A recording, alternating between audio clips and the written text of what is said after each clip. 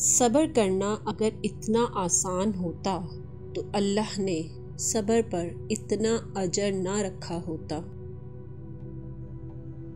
رو رو کر مانگ لیا کرو رب سے، اسے کسی کے رونے پر ہنسی نہیں آتی۔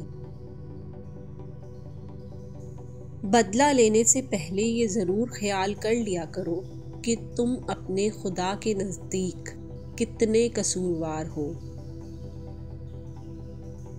دعا دستک کی طرح ہوتی ہے اور مسلسل دستک سے دروازہ کھل ہی جاتا ہے۔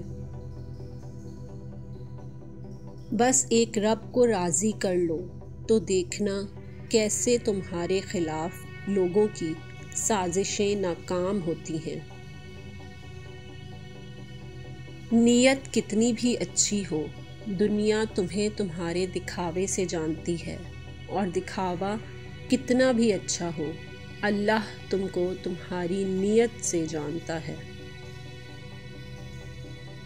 لوگوں سے ڈرنا چھوڑ دو، کیونکہ عزت اللہ دیتا ہے، بندہ نہیں۔ جس شخص کو اللہ کے ہر کام میں حکمت سمجھ آ جائے تو وہ زندگی میں کسی بھی واقعے کے رونما ہونے پر شکوہ نہیں کرتا، صرف تسلیم کرتا ہے۔ مصیبت کا مقابلہ صبر سے اور نعمتوں کی حفاظت شکر سے۔